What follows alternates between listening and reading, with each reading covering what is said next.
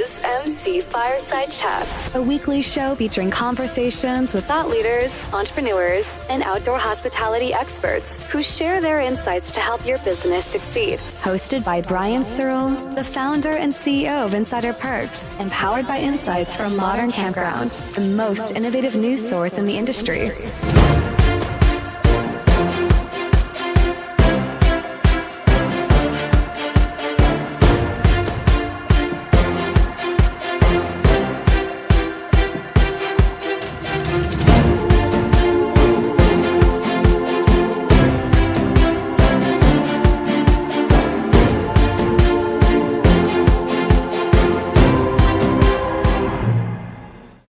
Welcome, everybody, to another episode of MC Fireside Chats. My name is Brian Searl with Insider Perks. Super excited to be here with you. I'm not sure if you guys hear an echo, but I hear an echo. I'm not sure what's happening. But anyway, hopefully you guys aren't hearing an echo. Super excited to be here for our third week? 1, 2, 3, third week of July? Yeah. Summer is going very fast. So I wish it would slow down and make some more revenue for you guys for Campground. But super excited to be here. Welcome my big recurring guests back from Camp Strategy. Tom Mason's a recurring guest. We're going to join us here once a month.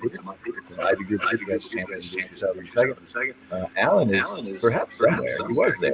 Now he's gone. So we'll just trust that Alan's there, and hopefully he'll be back to join us in a second. And we've got Dave King from LG on the V Park.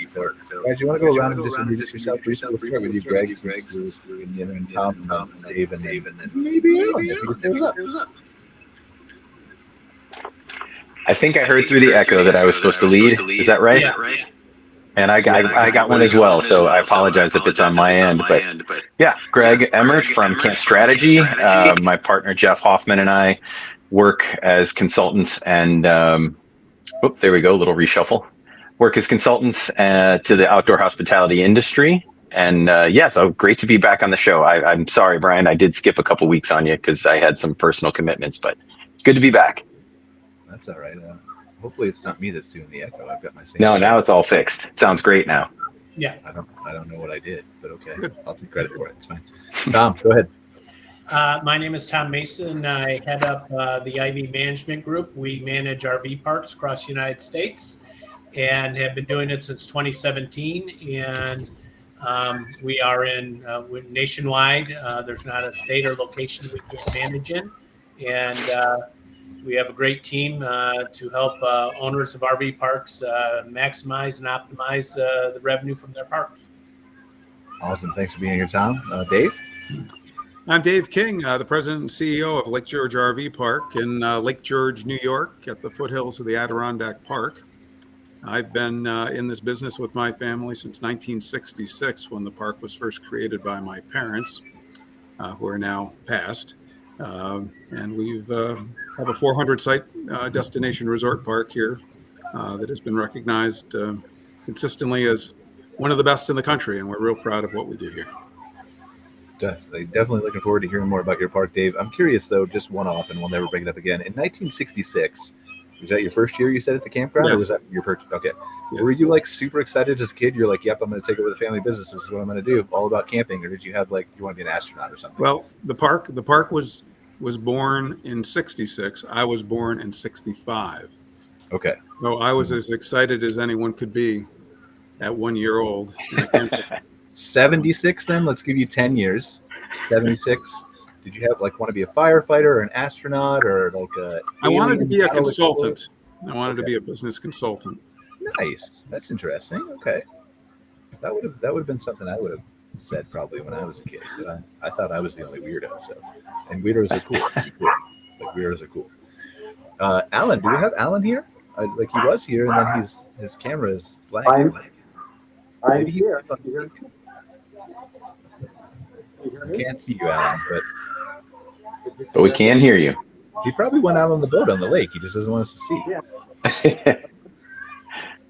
So, right. Alan, go ahead, Alan. If we can hear you, I think. But okay, well, we'll do it from town. I own, manage, and run Silver Lake Resort. We're outside of the southwestern part of the state of Washington, at the foothills. Whoop, did we lose him? All right. Well, we'll come back to Alan. We'll see. Alan, if you can hear us, just try to exit and refresh your camera and see if you can pop back into the show, and maybe we can get you. So, kind of how we usually start the show, and we are, by the way, I should say this because we are looking to reformat the show a little bit here, starting in September. We're going to do more of a topical based.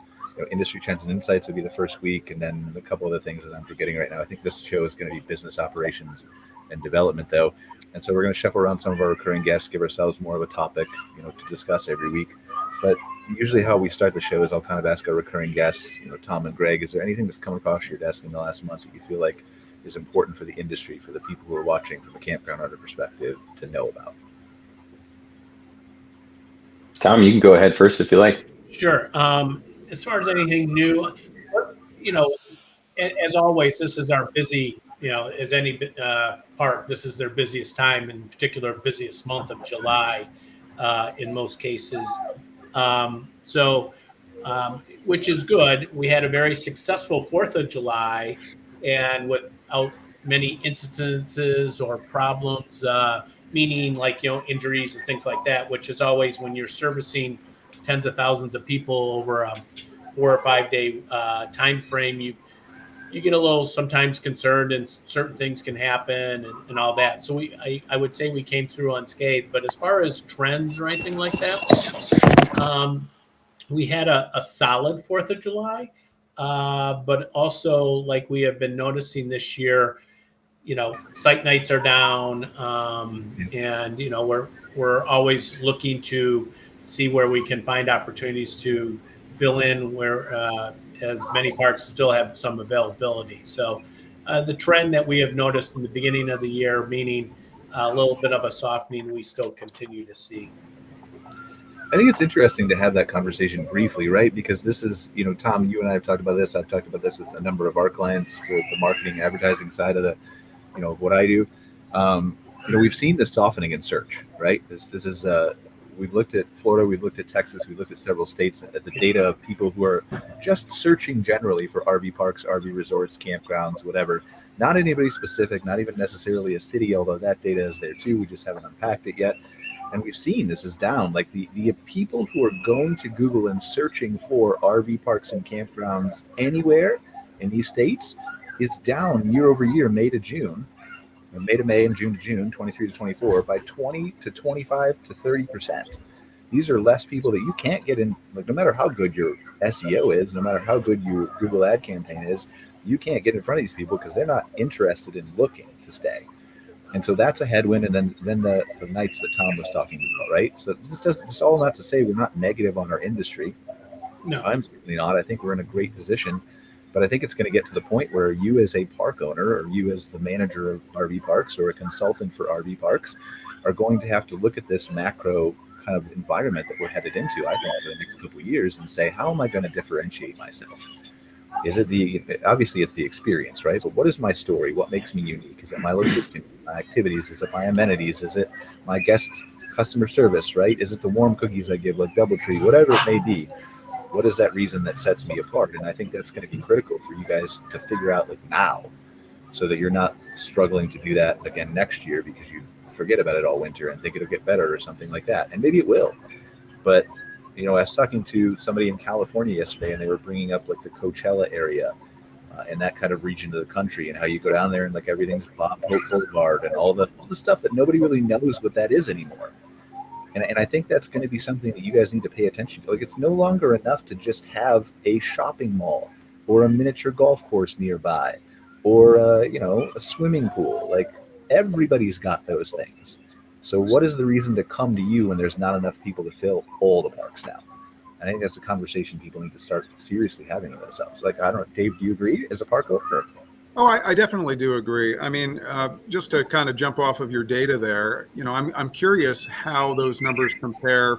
You said year over year to 23, but I'm comparing a lot back to 19. 19, yeah. We don't have that data. I've tried to get it. Right. So the reason I'm comparing back to 19 is, you had this anomaly of the pandemic years, which obviously grew the industry exponentially.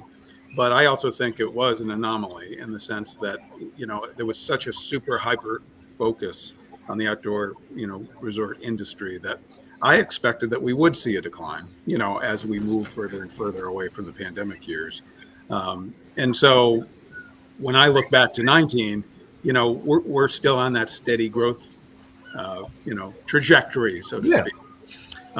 Yep. Our park is always differentiated from day one, has always been an amenity focused facility. We opened the facility in 1966 with 300 full hookup sites. At that time, 30 amp electric, water, sewer on every single site was unusual. We also opened with all paved roads in our park, which made it really unusual. The Saturday Evening Post, for those that are old enough to know what that is, it was a periodical distributed through the New York Times, did a cover page article on us back in the 60s, calling us the asphalt jungle. And the reason they were making comparison, playing off a popular movie of the time, but the idea was nobody had really seen a park that had a lot of asphalt in it up to that point. We were one of the first in the country to look that way. So just to give you an idea of how we started the park, we always kind of exceeded guest expectations by trying to set a higher bar. And since then, over the last 5.5 decades, it's been doing just that. We've distinguished ourselves with what we call signature services and amenities, everything from our world recognized dog park that we built back in 2014 to the new water park we opened in 2017. We keep adding features that kind of hopefully exceed our guest expectations, and that's the guests that keep coming back here generation after generation.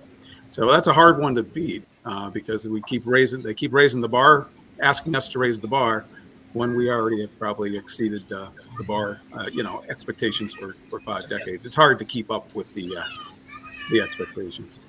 It's interesting to me, like, obviously it is raised expectations like you're talking about, but is it also just a little bit of changing expectations? In other words, it's not always adding amenities, it's sometimes replacing amenities. True. Yeah. Right? Updating. Right. Exactly. We replaced, 2 outdoor pools that were built in 1976 with this spectacular new aquatic park, basically. So yes. But it's also like what I mean is like shuffleboard, for example. Let's just take that. Like there are very few, like back in the 60s, 70s, I'm just guessing, right? A lot more people probably played shuffleboard than they do today. And so it's not always adding, it's I can get rid of shuffleboard because that's not as popular as it used to be, but I can put a gaga ball pit in or something like that. Right? Well, I have a perfect example. We converted 3 of our 9 tennis courts to 6 pickleball courts. Yeah. Okay. Yeah. Yeah, and we converted a basketball court, which got little use, into a pickleball court. So, it's about the changing needs of our customers, and you always try to adapt and at least stay current enough so that the customer base is seeing the improvements while also you're providing improvements that they expect. Tom, you're a recurring guest, so I just want to give you a hard time here for a second. Do you ever feel guilty that you might have taken away the opportunity for the next LeBron James to learn basketball by replacing it with pickleball? No, not at all. It doesn't worry me. Okay. So what are some other things you've seen, though, Tom, as it relates to that? Like, what are some of the things that you're looking at maybe changing or upgrading, or you've seen customers demand from some of your various parks you manage? Well, you kind of touched on it a little bit, and we all are familiar with it. It's about the experience. Amenities are great. You want pickleball, and if you, maybe an upgrades within the clubhouse if you need that amenity there. Pool obviously is a big component in most of our parks, to making sure that it's functional and working and all that. But it's experiences and partnering with maybe local organizations that provide white rafting, and if you're in Colorado, or dune buggy rides if you have those in your area, horseback riding. Those are the kinds of things that I don't have parks that offer that, but I'm working with local entities to partner with to create packages that allow our customers to experience that. And we've had some good success in that area. Now, you need that in your area. Not every one of my parks has that, but those that do, we try to focus on that to create that experiential package, so to speak. Awesome. All right, Alan, I know you're back, right? So please, I didn't mean to let you sit off to the side there, but you want to briefly introduce yourself. And then I think we're going to talk to Alan a little bit about sustainable resort management and its benefits and stuff like that. And then I think we're going to talk to David about technology and campground operations. At least that's what I have in my notes. So but go ahead, please tell us a little bit about Silver Lake RV Resort, Alan. Great. Okay. So, like I said, we are outside of Mount St. Helens. Mount St. Helens created a couple of lakes years ago, and one of them was Silver Lake, which is really not that original. There's several Silver Lakes across the United States. There's at least 3 that I know of in the state of Washington, actually. So we actually get a lot of confused people who think they booked with us, but they booked someplace else, or they called us because they booked someplace else and they're calling us to make some change. And it's like, sorry, wrong Silver Lake Resort. So we've got, I took ownership of this at the end of September of 2023, and we've been running it since then, my partner and I. Awesome. So what makes Silver Lake Resort unique? I mean, I know we're going to talk a little bit about the sustainability and things like that you're doing, but from an overall 20,000 foot guest perspective, why are they coming to Silver Lake RV or Silver Lake Resort? Most of our repeat customers, I think they like, we're only 3 acres, and I think they like that small family size. It only takes, we have 6 motel rooms, 3, like a 2-story building, 3 on the ground floor and 3 upstairs, and each one of those, the motel is built on land, but the decking extends out into the lake, so you can literally fish from your balcony. So that's kind of a unique sales position. We have 5 cabins that all have that cabin folksy charm to it.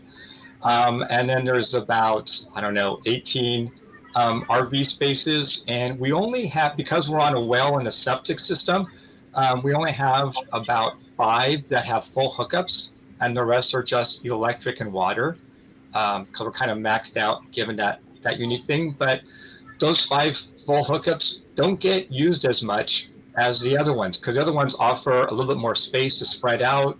A lot of people like their slide outs. They like having to be near the trees. They like, all these other side amenities. So those are really the more popular ones, the partial hookups, just due to the proximity to, the trees or the water, or if they've got some family members in a cabin or in a motel room, they want the RV space closest to that. And then we have about 7 tent spaces. And so there are certain sections of the RV and the tent spaces where it's just several families come together and they take over, 3 or 4 spaces, and they make this nice giant section of, for them to campfire and do all that. So that's kind of the unique thing. The other RV campground parks around us, either they're not on the water, or they don't have the view of Mount St. Helens, or it's just or they might cater to the bigger vehicles. Because, for example, we don't have any pull-throughs. All of ours are back ends. So if you've got a big bus and you're going across the country, you're probably going to pick one of the other ones because of the way they're set up. It's an interesting, I'd love to get some more data on this, and maybe Greg or Tom, you have some insights into this too. Certainly Dave as well, right? But it's interesting to get what you said, right? Like the partial hookups that are closer to the better view or better location is what I'm hearing, right? Tend to book more than the full hookups. So I wonder if there's data out there or any anecdotal evidence we have. Clearly that is anecdotal, right? But from a larger scale perspective, what are people willing to go without sewer, for example, in order to be closer to the better view? And then how can campgrounds take advantage of that? Yeah, if I can just jump in. So I've got, Jeff and I've got a new client. We're developing a couple of different things for them. They're a governmental entity. They own, I think they're 10 parks, a few thousand campsites across these parks. They want to get into the glamping space, but they have a relationship with New Camp, which makes the tab and the tag. So they're very interested in building teardrop only section, or at least they're going to be specialized towards teardrops, but we can use them for smaller units, pop-ups, Class Bs, things like this. So I reached out online. This is fine. I just did this last night. I reached out online to a bunch of teardrop-only forums because that's while it's very niche, these people are very dedicated to that type of camping. And in less than 24 hours now, I've got almost 400 responses just asking people tell me about your perfect campsite. What's it look like? What's the best place you ever stayed? What's the worst place you ever stayed? So far, I was just quantifying this before the call. So far, the number one response has been a view. Mm-hmm. So I think it's possible that while we all try for the experience, right, and we recognize that the experiential part of the stay, of what we offer the guest is the most important, I think, anyway. They're actually saying, well, you know what? And now these are teardrop campers, so a lot of them are set up maybe with solar. They're used to boondocking, but the majority of them have said, you know what? If you don't give us power, we're not sweating that too much. If you don't give us water, as long as we can get to it reasonably, we're not sweating it that much. But give us some space and some greenery so we can have a little bit of privacy and not listen to the people right next door, and give us a view, and you've created our dream campsite. And so that's interesting that we get onto this right after I sort of get that. It's all, again, it's fairly anecdotal, but a few hundred responses, it seems to be a trend to me. Well, two things here, right? Number one is I'm big into technology, and I've hacked your computer, Greg, so I get the topics for the show every week based on your browsing history, just so you know. But two, it is interesting. So what your advice is from a camp strategy standpoint, is to purchase an existing RV resort and rip out all the electricity and just charge more money for the site. That's what you're saying? Absolutely, yeah. You can, think about it. So you can take all that wire, take it to the scrapyard. There's a pile of money there. And then all of those pedestals, you go onto the campground marketplace, somebody's wanting to buy them because there's some sucker out there that's still putting in water and electric, and then you're set. You just you put a little one spigot in the ground, a couple hundred sites with views, and you're all set. Yeah, that's the new camp strategy build model right there. You know what, Greg? Your point's interesting, and then Alan's, Alan starting it off. I have a couple campgrounds where the exterior is full. It's also a better priced product, but the exterior is definitely full because you have views of pastures and cattle and things like that, where the interior, which has some coverage and tree and shade, which we know isn't always ideal, but sometimes preferred, isn't as full as the exterior. And then, we have some parks where we're on water as well. And it makes complete sense. The ones that face the water are the most in demand and the most full, and we get the most for. So I can get the view component on the water, but I found the exterior kind of interesting too. And just your comment about what the teardrop people are saying about what their ideal site is. Interesting. So, all right, Alan, yeah, right on.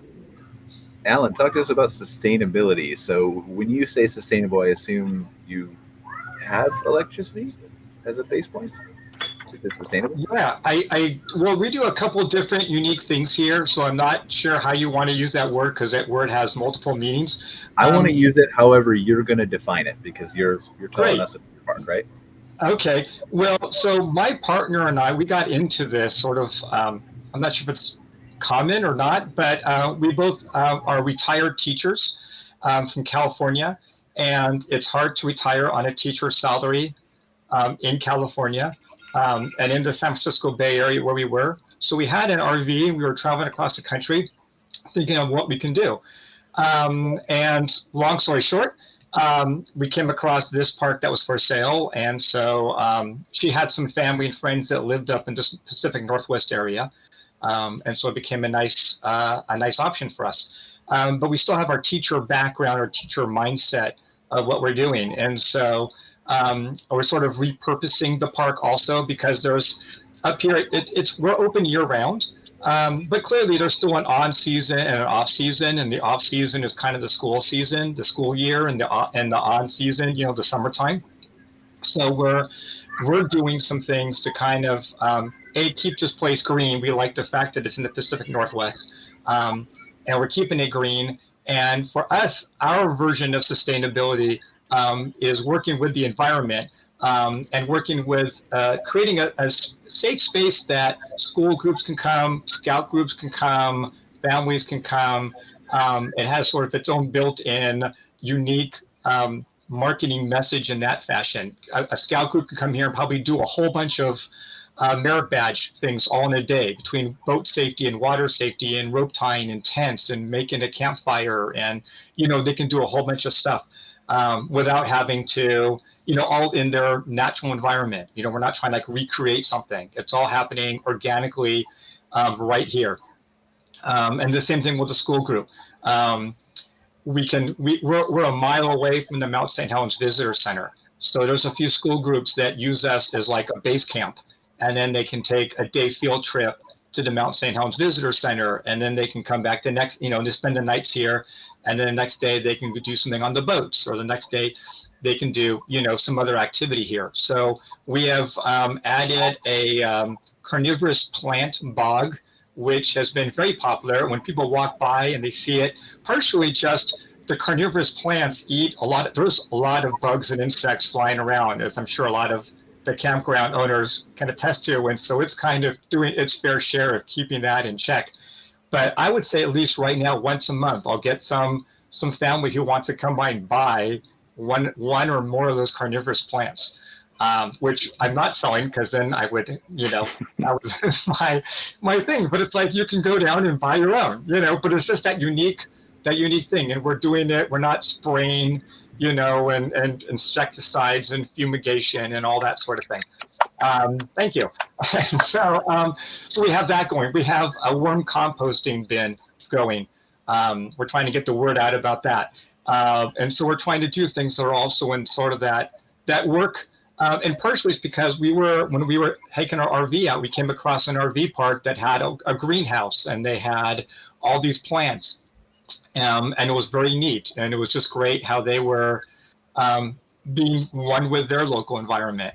And so us being teachers, it sort of became a natural fit for us to do that as also a unique angle that puts us sort of in a unique position than just going to, because other school groups have just gone to the local state park and use that as their field trip. Their science camp is doing that. And so we're trying to position ourselves, since for us that would be the off season, and so it's a perfect time for a school to basically rent out, or a camp group to rent out the scouts, because I can easily imagine the scoutmaster tent camping with the rest of this team, but all of the wives and mothers and whatnot, they can take over the cabins. So we did talk about this. We had a guest on a couple weeks ago who was talking about really heavy sustainability. I think she's from the UK, and she was talking a little bit about the business efficiency that, some of the things you're talking about, right? And how it seems like a large upfront investment to it. For example, put in solar panels for the entire resort. But when you go sometimes long-term with solar, but short-term with other initiatives, you save quite a bit of money, right? Well, that is true. And we've got some solar thanks to the previous owner, did put in some solar, like individual lights on a lighted path, that sort of thing. So there is already some of that in place. I would like to do overall, more not even solar, just overall sustainability of the efforts that you've taken so far, right? Right. Well, that's in the future game plan. Right now, we're catching up on some of the infrastructure things that we're not taking care of. There was a lot of things that were not up to code, the electrical grids, the water systems and stuff. And so a lot of the first part of this year has just been using the down season to get us up to code, because the county, the state, they've got these new things. Even though this campground has been here for decades, now it's time. We can't keep just grandfathering in, and so we need to redo some of these infrastructure things. But as we do them, we're making them, we're exceeding what needs to be done, so that way it's going to last for not just my ownership of it, but whoever else takes it over in the future. I want to make sure the last question I have, and then I want to move to Dave for a second. I just want to make sure we're balancing this conversation, right? Because I'm a big eco person. I'm a big organic person. I'm a big, I fully believe if you put in solar and do composting and things like that, not only does it help your margins, but it helps everything. But that's my opinion, right? Other than the numbers, which prove out. But I want to make sure I balance this though, because the first thing that came to my head, and I know about carnivorous plants, and I know they don't eat kids, right? But the first thing that came to my mind was like, well, what if a little 2-year-old comes up and sticks his finger somewhere it shouldn't be, right? And so do any of those things impact your insurance or the ability to get permitting or things like that people need to consider? No, that's a great question. And actually, the hardest part in the insurance was not the fact that we were an hour away from an active volcano. That was not at all what scared the insurance agency. It was having the boat dock. That was the main thing that was the scaring of the insurance agent. The carnivorous plants, I keep them. I have a variety of them. Some are more active, like a Venus flytrap, and some are more passive, like a pitcher plant that just waits for a bug to be dumb enough to crawl inside and drown. So a lot of people talk about it. A lot of people look at it. I've moved the Venus flytraps away only because the kids would constantly be touching them to watch it close. And after like 6 or 7 times, it stops doing that because it's wasted so much energy in doing that. So I've moved them either up high or very low, close to like where the water's edge is, to make it so people can see it, but they can't interact in that sort of fashion. But no, that's never been a concern of anybody else, and everyone oohs and ahs and is intrigued by it all. Okay, yeah, I mean, I know they close too slow to be a danger to anybody. I just insurance people, and we keep hearing insurance rates are going up for everybody. So I thought it was a question to ask related to that. Sure. Dave, Yes. talk to us about. I know we talked about your park a little bit and all the accolades and things, but I have in my notes here. You want to talk about technology and campground operations? Oh, perhaps. Yeah. I don't know where that note came from, but maybe from some of my. It says we'll share insights on the integration of technology in campground operations, focusing on improving efficiency and guest satisfaction. That's what I have.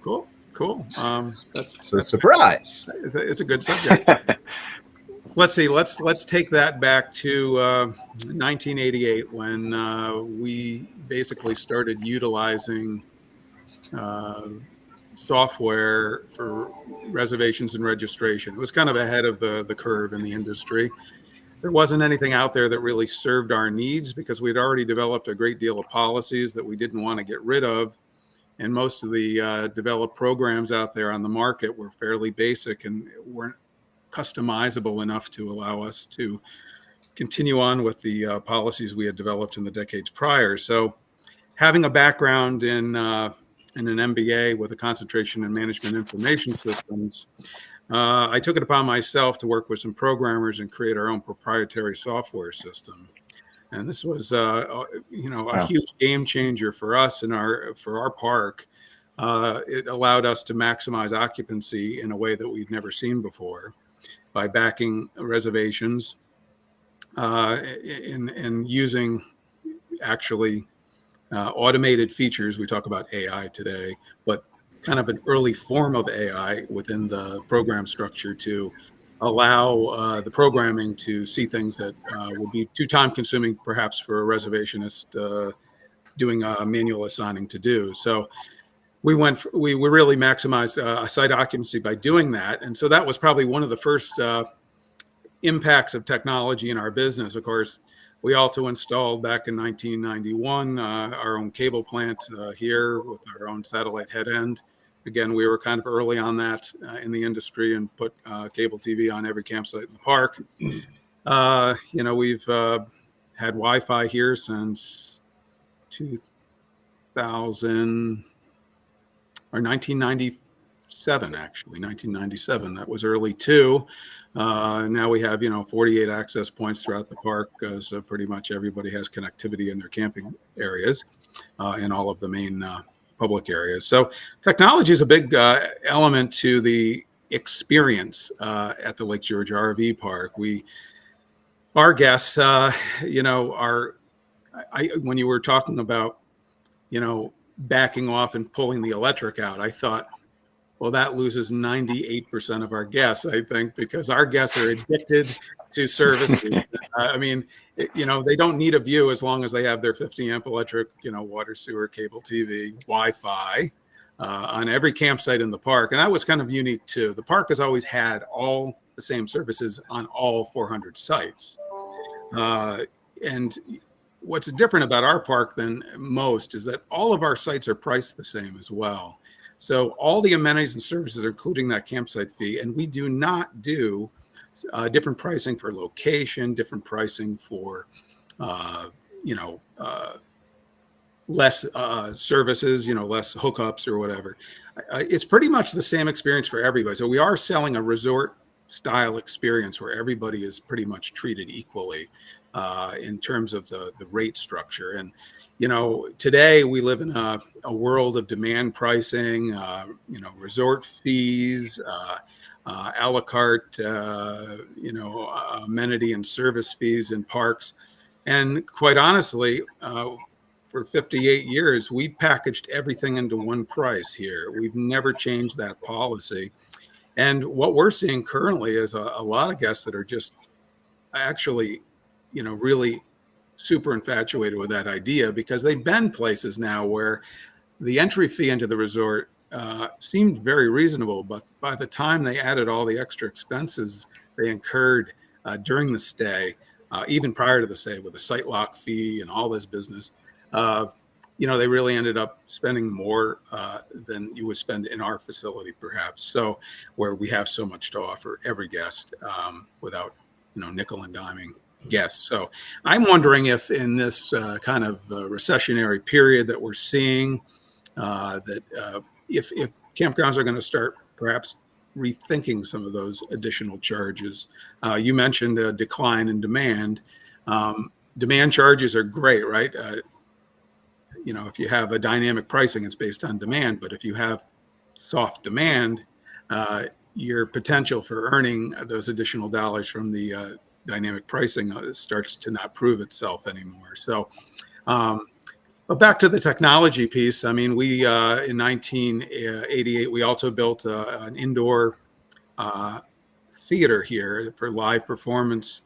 That's also part of the nightly resort experience here. It's a 400-seat air-conditioned professional theater with, pretty much Broadway state-of-the-art sound, lighting, everything. And so it's a really enhanced experience. We do what I call cruise boat entertainment. This is a family resort, so everything we do on our stage appeals to the family audience. Everything from illusionists and magicians to acrobats and comedy hypnosis and those kind of shows, cruise boat entertainment shows. So, but we're using technology in that venue as well, using all the robotic lighting and everything to try to enhance that kind of customer experience in that theater space. We have 2 indoor movie theaters here as well that we built. Our intent was to create waterproof your vacation. That was the whole idea, right? To create indoor amenities that if you happen to pick that week in July or August that ends up being a rainy week in the Adirondacks, you may not find yourself doing some of the things you had expected to do if the weather had been better. So we tried to make sure that we created amenities that would kind of insulate or guarantee a positive family camping experience regardless of Mother Nature's influences. So, and so technology just continues to be a major. We just added EV charging stations here this year. That's a first for us. I think we're the first campground in our region to offer EV charging in the park itself. The new aquatic park we built is using state-of-the-art technology to manage the actual aquatic systems that are there. And on the sustainability front, it is on our 5-10 year plan to always try to consider environmental impacts as we continue to build out our park and develop new amenities. We do have a design for a plan for our RV storage area. We have quite a large storage area that can store about 200 RVs. That's popular now for people that want to leave it here, drive back to Connecticut, and then just come back up here in 2 weeks and not have to haul it back and forth. What we have designed is shade structures, basically, that will be solar panels that will provide protection for storage of the RV. So it isn't in the sun, in the rain, but that entire facility will be more like a solar farm, really, built on these rooftops. And we've seen them in parks where you actually park under them or camp under them. In our case, we wouldn't be camping under them because our Adirondack experience, we do have a fairly, canopy here that we try to maintain the outdoor Adirondack mountain experience. So we haven't leveled, the park and removed all the trees. So it's unlikely that we would put people under them to camp here. But we can we want our storage to be in an open area. And so we thought that was a great way to utilize that technology and offer a greener impact on our guests and our park. Sorry, I'm getting attacked by like 7 bees here. So I think one of the things that interests me, right, is the value prop. We started the show off by talking a little bit about the experiences and things like that.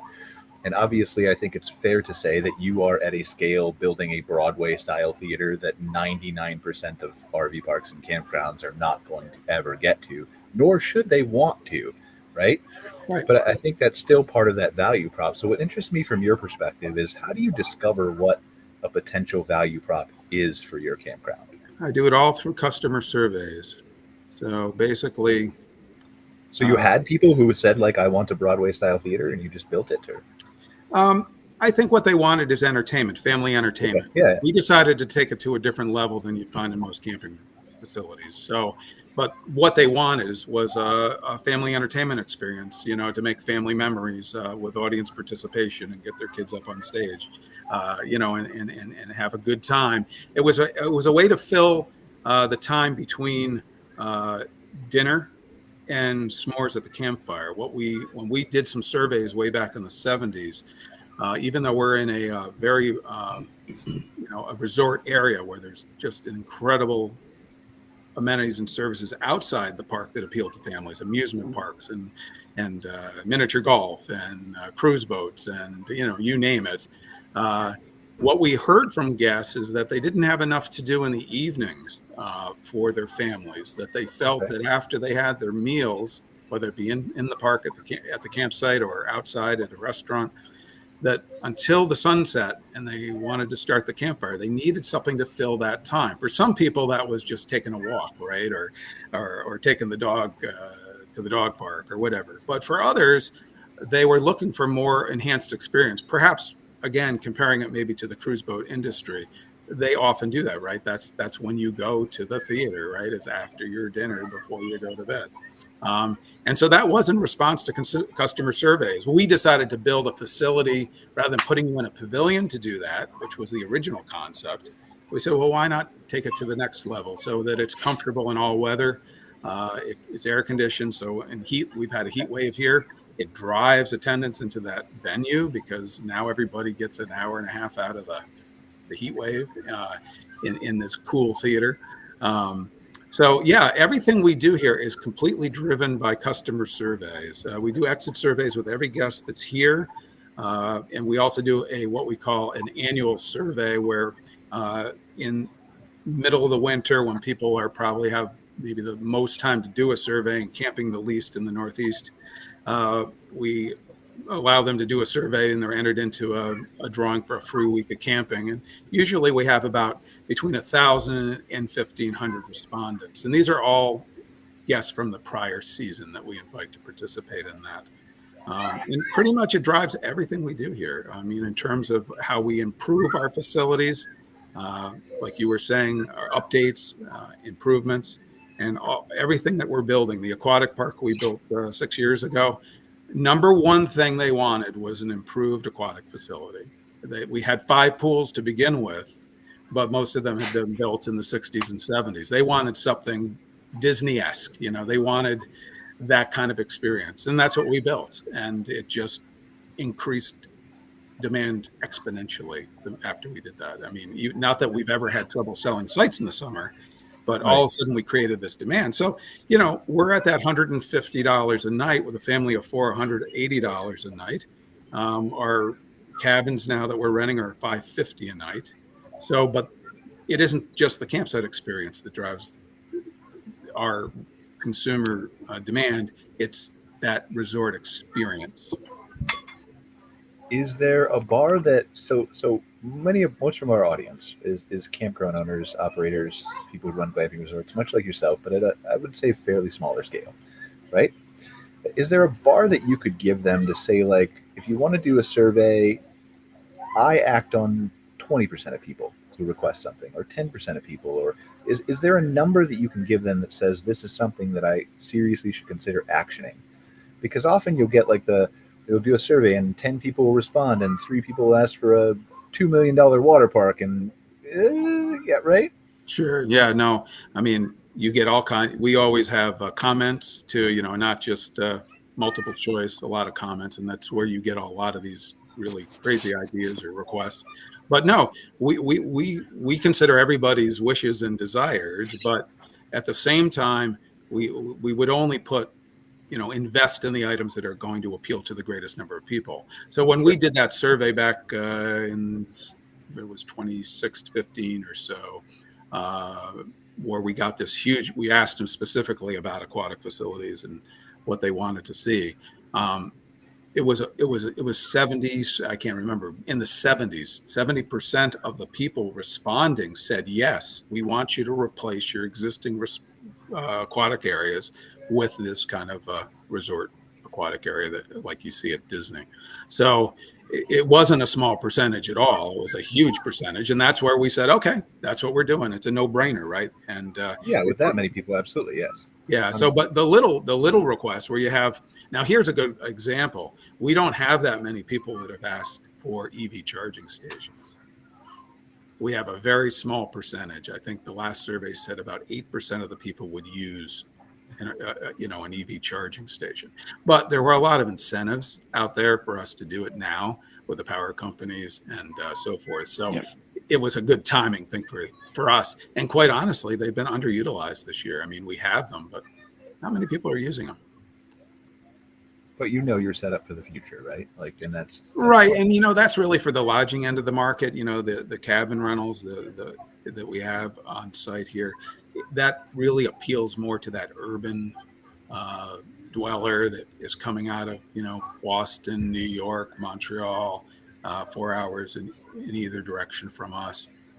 Those folks are more apt to have an EV and need that, need those facilities. And it may be the one thing that they really are looking for that other resorts like ours in our region don't have. Alan, I'm curious, how do you decide because you recently just purchased your park, right? You haven't owned it for that long? Is that what I heard in the beginning? Right, yeah. We bought it at the end of September. We gave ourselves a couple of years to look around and run the numbers and that sort of thing. And we had some offers at some other parks, but the numbers didn't seem to quite be right. And then I don't know where I heard this from, but the quote works and echoes with me. It's not who you know, it's who knows you.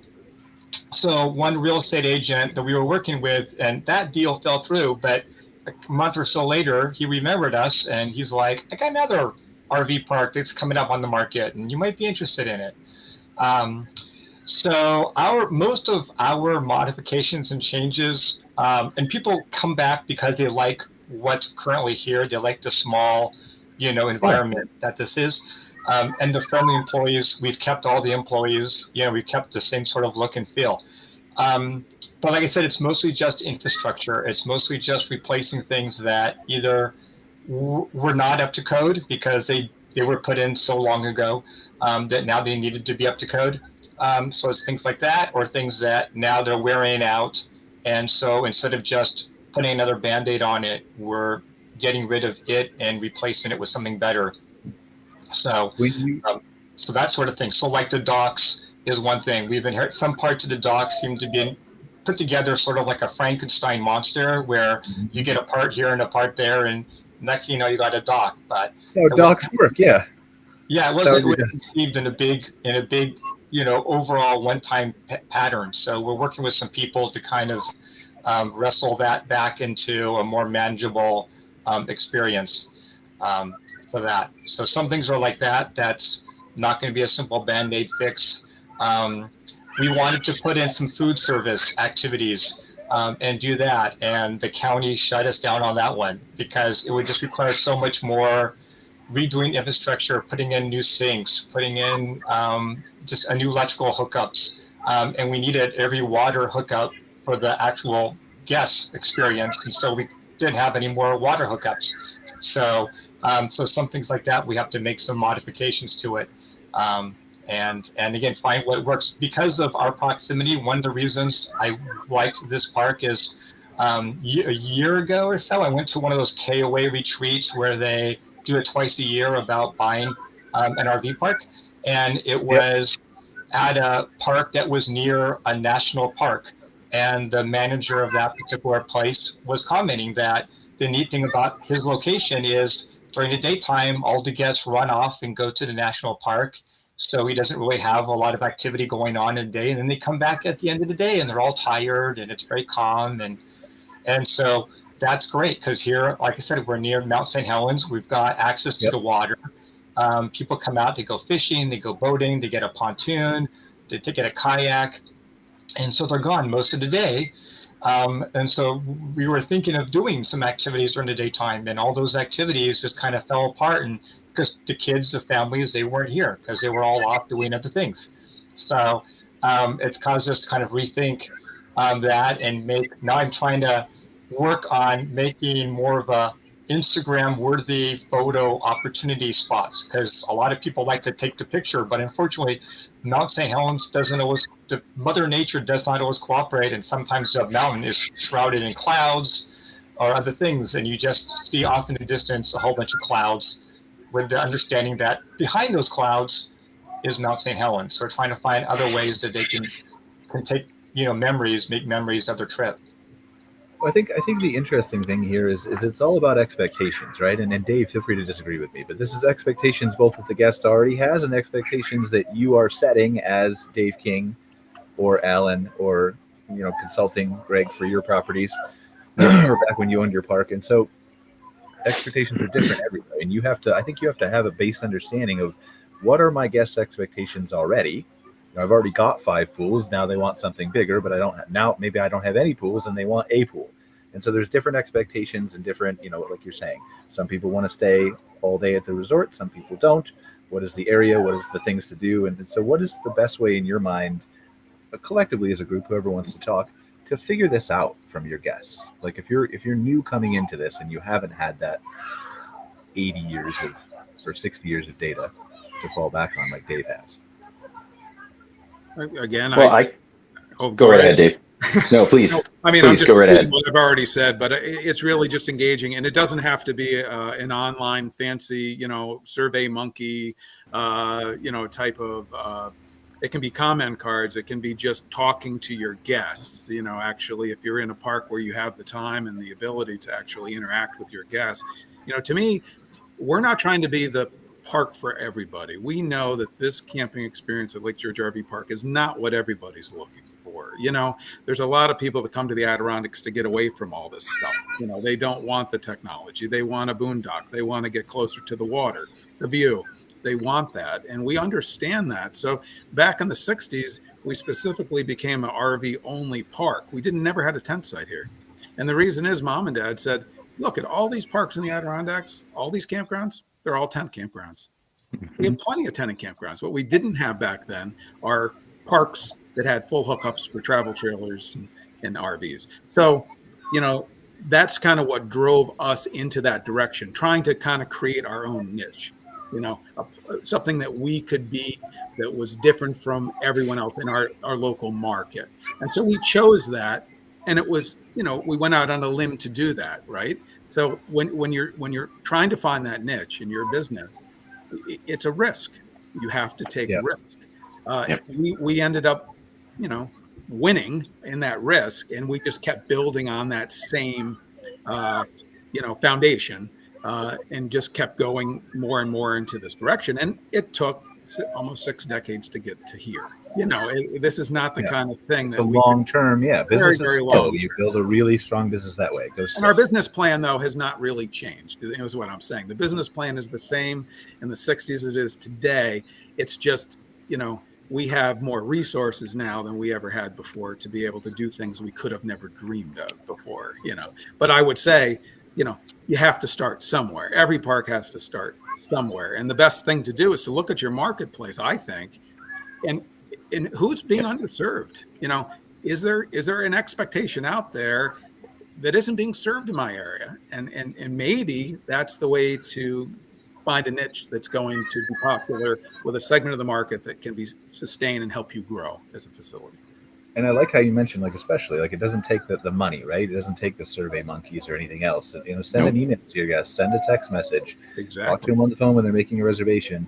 If that all fails and they won't answer you, cut off their electricity, rip out the wires. What are they going to do but talk to you when you come knock on their door? They got nothing else to do. Exactly. So you just went full circle, Brian. Full circle on that one.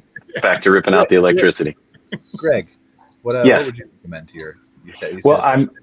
I am, first of all, I think both of these gentlemen deserve a round of applause for even gathering that data, because as you know, Brian, you talk to a lot of park owners like I do, and unfortunately, there are not as many out there gathering this data as there should be. I mean, your guests they're everything, right? Without them, you don't have a business, and they're with you every weekend or every night, or there's someone there.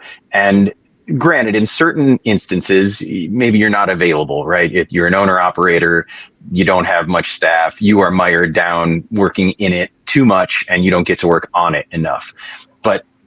And I saw a figure on this somewhere, and I was sitting here racking my brain trying to remember where or what the figure was, and I can't remember, and I'm not going to make anything up, but there was a study done on this once before, and maybe, Brian, maybe you know this, but the parks where the guests actually get to speak to the manager or to the owner see a much higher rate of return customers, because those customers, and that just seems logical to me. Those customers feel much more appreciated, right? If the manager comes around and actually has a face-to-face conversation with them, or even a higher up, if the owner stops by and says, "I'm the owner, thank you for being here, and can I pick your brain for a second?" KOA did that years ago. Maybe somebody else did since then. But when you say that, what sticks out in my mind is I think the first KOA convention I went to was 2012 in Orlando, and that was my first convention as well. Okay. Jim Rogers, the CEO, he got up on stage and he said something to the effect of we have this data that shows if you just say hello to your campers and greet them and they'll be whatever, and so just take time out of your day to walk around the park. And the whole the next 3 days, everybody was like, "Screw you, Jim Rogers! You don't know what campground is like. We don't have time to do that." And so I remember that. It certainly feels that way a lot of the time. I was an owner operator. We had staff, but I had a stack of 27 hats on my head because that's just the way we ran it. But I tried to find that time as much as I could to get out, especially if someone was new, if it wasn't a return customer that knew us really well. You don't need to Dave's point. You don't need SurveyMonkey. You don't need any of that. Just know what you want to ask. You don't want to take up somebody's whole day either. They certainly want to have hot dog and s'more and family time. But if they're willing to talk to you and you have them right there, man, there's so much invaluable information that you're going to pull from a 5-minute conversation with your guests that can guide you to the theater or the giant water park or the carnivorous plant bog, which, by the way, Alan, I'm going to contact you when the show's over, man. You're right in my wheelhouse. I ran my park very eco-friendly, and I did a lot of environmental work there. So we're going to have a talk, man, because I really appreciate what you're doing. But yeah, it can lead you to all of that, and they're right there on your property. It's a win-win. If you can find time to get out and do it, that's when you do it. And it's, again, full circle, right? And we're running out of time. I want to give you guys a final thought here in a second, talk about your businesses, where people can find you. But again, I'll just bring it full circle again, right? It's all about expectations. So again, what I'm hearing from Greg is if you're developing a park, leave the electricity off, the water off. That's right. Off. Have no one cares. There, I think, is the new advice, right? But then set the expectation it doesn't exist, and you can slowly upgrade without spending more money for a couple of years. That's right. That's absolutely right. We listened to our guests, and they said they wanted electricity. Behold. Just flip a switch, right? Spot on. All right, guys. Thank you for joining us. I want to give you guys a chance. Dave, where can they learn more about your RV park? Well, where everybody tends to learn about their facilities, www.lakegeorgervpark.com is where you're going to learn most of it. And we use a lot of video now to try to give you a sense of being here at the property. So that lots of video for you to watch and experience what we offer here. Awesome. Thank you for joining us, Dave. Really appreciate It it. was a pleasure. Alan, where can they learn more about Silver Lake RV Resort? I keep wanting to put RV in there. Is RV in there? No, it's just Silver Lake. So like I said, there's lots of Silver Lake resorts. So we're the www.silverlakeresort.com. Without the hyphen, it goes to a place in Florida, and with the hyphen, it comes to us. So Silver Lake Without the hyphen, resort. is it a bigger resort in Florida or a smaller? Oh yeah, it's huge. It's in Kissimmee, I think. I think they rent out timeshare. They do everything there. Yeah. Okay. All right. Yeah, Greg, they probably make more money a day than we'll do all season. Yeah. It's not always about the money. It's about the experience, right? So. Right. Exactly. Greg, Camp Strategy. Where can they learn more about you guys? Yeah, you can find Jeff and I at campstrategy.com, and we are end-to-end solutions. If you're buying, building, upgrading, whatever it is, we certainly can help. Awesome. And I'll say Tom Mason lost power. That's why he dropped off. So, but Tom Mason, if you want to learn more about him and his RV park management and stuff, it's ivee.com, IVEE.com. So thank you guys for joining us. Really appreciate you for another episode of MC Fireside Chats. Thanks for being here as always. We'll see you next week for another episode focused on, I think, the RV industry. I can't remember now because we're switching topics, but it's always going to be a fun discussion. So thank you guys. Appreciate it. And we will see you next week. Good luck, guys. Thanks, Brian. Take care. Bye-bye. Thanks for joining us for this episode of MC Fireside Chats with your host, Brian Searl. Have a suggestion for a show idea? Want your campground or company in a future episode? Email us at hello@moderncampground.com. Get your daily dose of news from moderncampground.com. And be sure to join us next week for more insights into the fascinating world of outdoor hospitality.